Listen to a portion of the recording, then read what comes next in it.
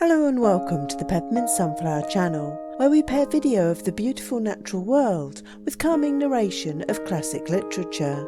In this latest chapter, Conrad continues the theme of the Mediterranean, reflecting that there is no such sea for adventurous voyages as the Mediterranean, and talking about, as he puts it, the great legend of the Mediterranean. And now, over to Joseph Conrad. Happy he who, like Ulysses, has made an adventurous voyage. And there is no such sea for adventurous voyages as the Mediterranean, the inland sea which the ancients looked upon as so vast and so full of wonders. And indeed it was terrible and wonderful, for it is we alone who, swayed by the audacity of our minds and the tremors of our hearts, are the sole artisans of all the wonder and romance of the world. It was for the Mediterranean sailors that fair-haired sirens sang among the black rocks, seething in white foam, and mysterious voices spoke in the darkness above the moving wave. Voices menacing, seductive, or prophetic, like the voice heard at the beginning of the Christian era by the master of an African vessel in the Gulf of Sirte, whose calm nights are full of strange murmurs and flitting shadows. It called him by name, bidding him go and tell all men that the great god Pan was dead.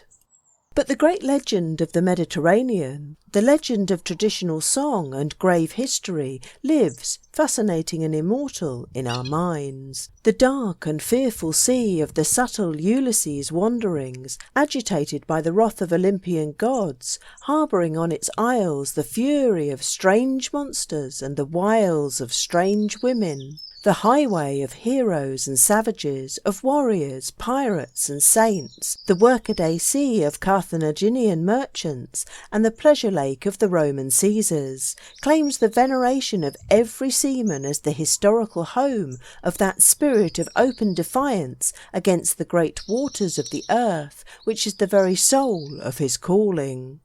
Issuing thence to the west and south, as a youth leaves the shelter of his parental house, this spirit found the way to the Indies, discovered the coasts of a new continent, and traversed at the last immensity of the great Pacific, rich in groups of islands, remote and mysterious, like the constellations of the sky.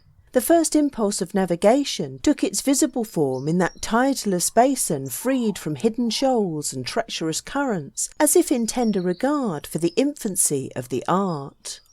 The steep shores of the Mediterranean favoured the beginners in one of humanity's most daring enterprises, and the enchanting inland sea of classic adventure has led mankind gently from headland to headland, from bay to bay, from island to island, out into the promise of worldwide oceans beyond the Pillars of Hercules. Thank you for listening. I hope you enjoyed both the chapter and the video.